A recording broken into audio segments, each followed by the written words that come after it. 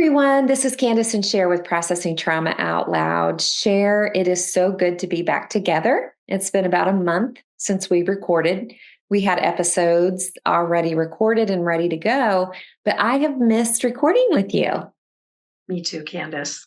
Yeah, it's good to be back. And we're going to tackle a topic today based on something that you and I have both observed about really kind of what's been going on in our communities and friends and people that we're connected to. And that is the topic of there's a lot of people just in seasons of pretty deep grief, going through different types of losses. And this is also happening at a time that I'm getting ready to launch my grief workbook. And you had mentioned, maybe, do you want to talk about this today? And I just think it's such a worthy topic to talk about: grief and loss, and where's the hope, and what do we do in those seasons?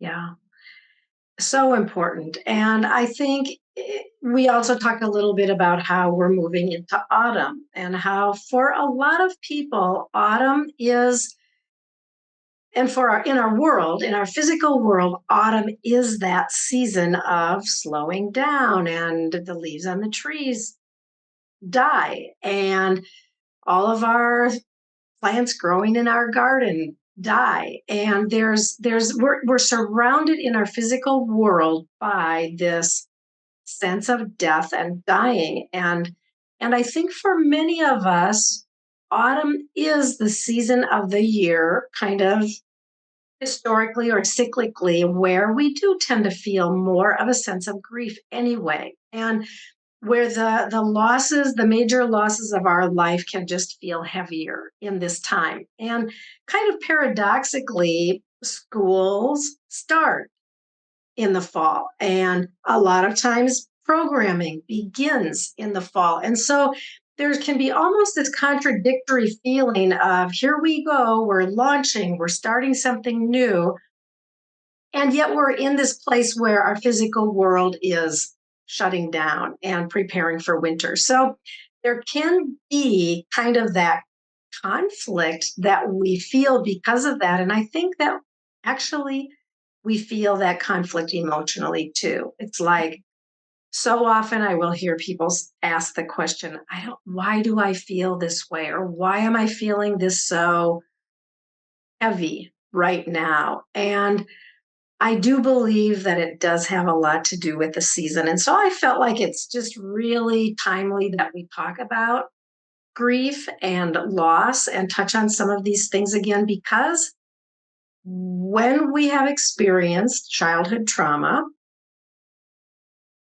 we have so much grief and loss just in our stories of that might not have anything to do with actual death, the death of a person or the loss of a person, but the losses that we experienced because we didn't have what we needed, and that there was just that kind of innate sense of loss. So we're kind of going to be a little bit diverse here today, but yeah, just a worthy topic to discuss, I think. Mhm.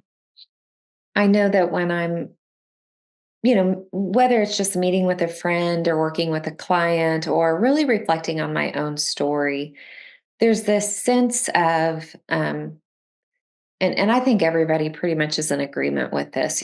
Grief is not something that we fix. It's really not a problem to be solved. It is an emotion, it's a process that we go through when we are mourning over someone or something that we've lost, which is going to apply to everyone. And, bringing up for those of us who have experienced childhood developmental trauma, one of the things that I've been more curious about my own story and the story of others is looking at how do people experience going through grief and loss. And for those who, maybe were looking at their journey and thinking, gosh, this just seems maybe easier for them, or maybe someone that they're like, wow, this is just all consuming them, I do think, okay, as a child, right, you did have little losses. Maybe you had major losses. Maybe you changed schools, your dog died, your parents divorced, someone that you love physically died. As you're developing as a child, your belief systems, your brain, your body, however that experience was met with your caregivers will give you the messages about what it is or how grief looks. So if your grief was shut down, not seen, maybe shamed, you're going to struggle with that as an adult. But if you were seen, right? Maybe your dog died and your parents moved towards you and cried with you, or maybe you had a funeral or you did a little ritual and your grief was honored and it felt safe to cry. It felt safe to get angry about it. It felt safe to question about it. This is making me emotional because that's how I want every adult to be able to feel. Mhm. And Yeah, that's why I wrote this grief journal. yeah, yeah. So if you're 50 years old and you don't understand why grief feels so impossible, I want to hear your stories. Mm, yeah. Because when we hear someone's story, and especially when we hold it with them and help them contain it, it allows them to come from this space where grief can feel very threatening and very unsettling because we don't know how to hold it to a place where we can feel safe as we grieve. And that is something that I think we need help with. I don't think that our human capacity is such that we can really grieve in isolation. Mhm, We have to have someone walking with us in some sense in order to really do the grief process. mhm. Yeah. It's been several years ago, but my husband and I were watching this documentary, and I don't remember the name of the football player. Maybe somebody does, but it's a story of a football player who had a lot of tragedy in his early childhood. I want to say maybe his dad died, and there was just lots of losses. Well, he he was this great football player, and he ended up getting scholarships and playing professional football. But he ended up, because of all these emotional issues with anger and depression and you know acting out of that, basically being written off as this horrible, rebellious person. Now, you and we say this all the time. Of course, there are behaviors that are going to have consequences and need to. But what they found was this football player ended up in prison, and I remember just crying through half of this. Um, and the more people started drawing near to him and the counseling that he was getting, um, he had so much unresolved grief in his body that he, even though he was talented on the football field, he couldn't, he didn't have what it took, right? To just go through, like if you get hit and that's something that happens in football, his anger would, get the best of him. And I just feel like there's so many stories out there like that. Can we, like, what's going on under the surface? And I'd like to ask you, Candace, and this is putting you on the spot a little bit, and I do want to talk about your grief journal too. So we are going to get there. It might actually be in the next episode, but I want to ask you this question because you have such a heart for the grief process and for people who are grieving. And you have so much compassion for people who are in this situation. And I'd like to just ask you, what do you feel that you are able to offer another person, and whether this is family, friend, client, or not, it's about another human being. When you sit with someone who is experiencing some level of grief,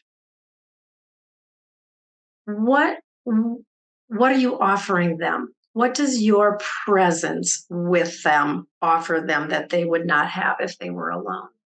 Mhm. Yeah.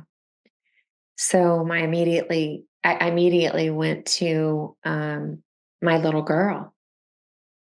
So I had a mom who had a lot of grief, a lot of loss, and it came out as pretty deep depression.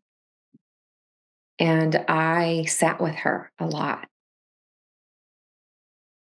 I just sat with her. And of course I felt helpless and it wasn't my place to care for her, but of course I loved her. She was my mom. And yet through my journey of healing through childhood trauma, I've also had to allow anger come.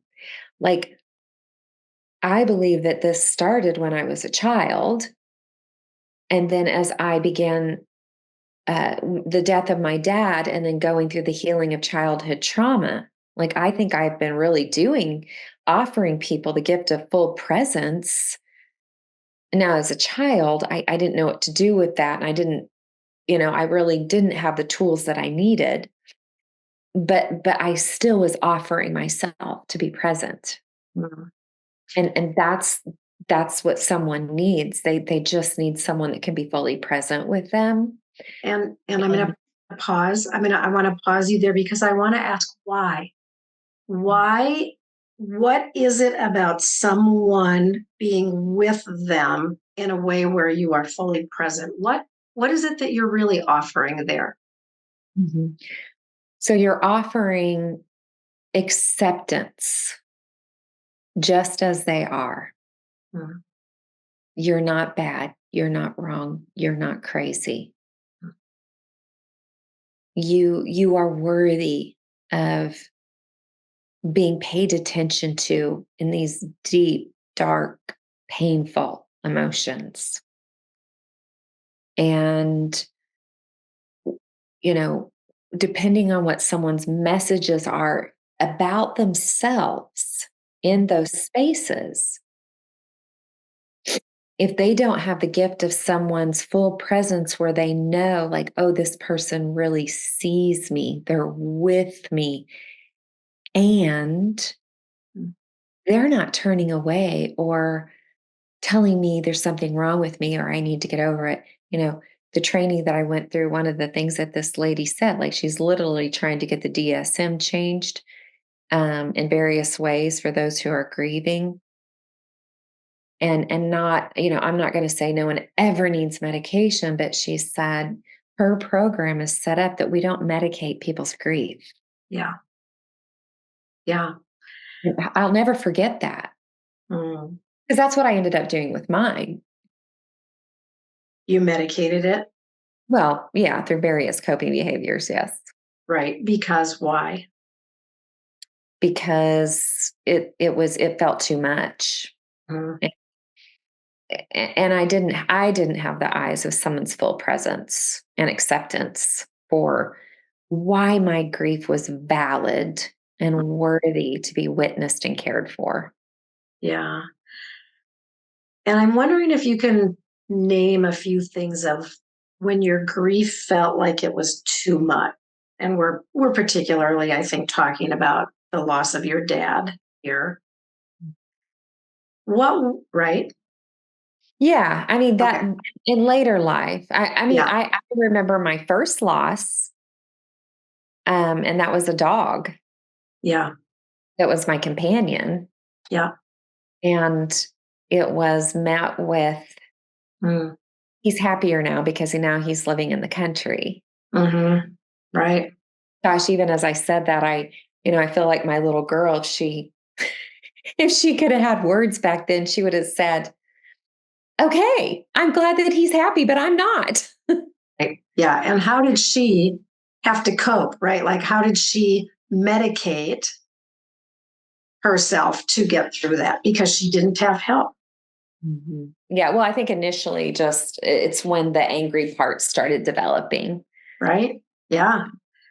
Yeah, and I think I want to just have you name this too when you said when we're going through our grief and it seems like it's too much to bear, that then we turn toward medication or we turn toward some kind of coping behaviors because feeling the feelings is just too hard. But can you just name what are some of the things that people feel just overwhelming, or some of the ways that people feel like something is wrong with me that I am feeling this so extreme? Mhm. Yeah, it's a really good question, Cher. I think that varies, but Mhm. I know that I think one of the hardest things is you don't always have the language for what you think is wrong. It's more of this prevailing sense that it's just not going to be okay. And I would say for me, where I go in that is fear. Mhm. So I quote C.S. Lewis in my grief journal. You know, he was the one who said, after his wife died, I never knew grief felt so much like fear. Mhm.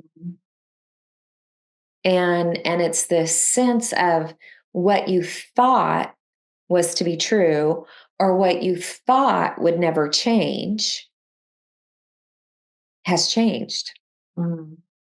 And what does life look like moving forward? Now, with my dad, he was older. So it wasn't so much an untimely death, although he could have had many more years if it wasn't for the cancer. But for people who lose people in an untimely manner or in a very traumatic, tragic way, it shocks the human system to the core. Yeah. Yeah. Yeah. And I don't want to,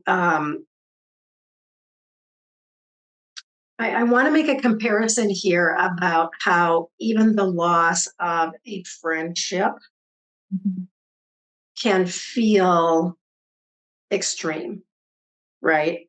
Like we're talking mostly here about the loss of a life, but we have these other losses too. We have losses of relationship. Sometimes we have losses of wellness or aspects of our body that just aren't functioning um, the way that we had in the past, and there's loss there. Or there can be other kinds of losses too, where we feel a similar type of fear about how do I go forward in the future.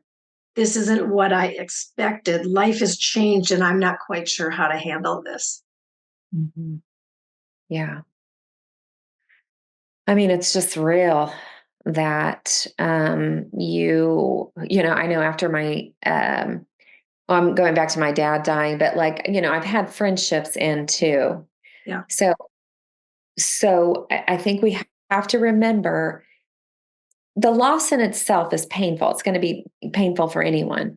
But the messages that we tell ourselves or that have been told to us in the loss is usually the culprit for how we're going to be able to hold that loss. Right. So I recently, a few years ago, lost a friendship. And I had to really, um, I wanted to move on really quickly, honestly. Mm, And it was in the slowing down. So I was like, okay, what messages am I telling myself about this loss? mhm. Right. Sometimes there And can be shame, or there might be messages of guilt, or exactly. yeah. Yeah. So I think if you can have, you know, this awareness and if you have a guide, you know, my book is it's just it's a very simplistic guide. It's not real extensive, but there's just three components that can break it down and give, like, I do have practical things that people can actually do. I have journal questions and quotes, but it's really about if you can just slow down a little bit Yeah. and learn to be with that grief.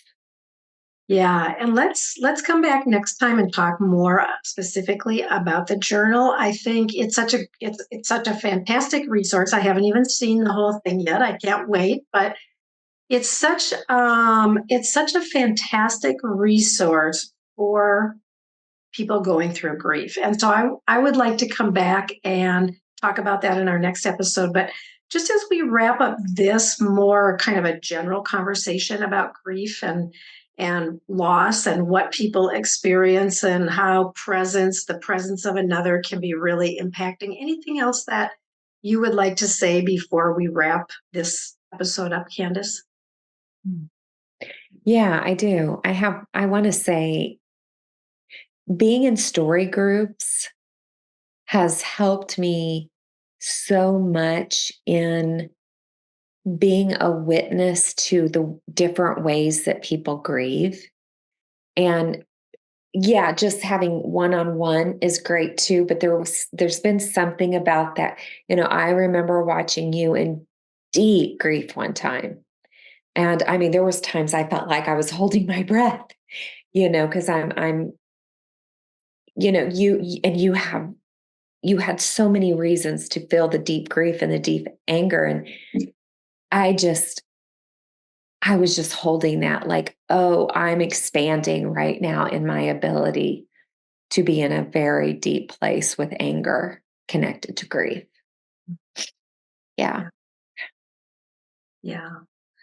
Yeah. Yeah, I just want to affirm that story group and being with others who are doing this journey is so valuable. So, Candace, thank you for just sharing these thoughts with us. And I'm super eager to come back and talk about your grief journal also and your workbook. And just thanks for sharing your thoughts today with us with what some of your experiences are of being with others because it is so helpful. So thank you so Thank you. much. Thank you. Love you, friend. I love you too.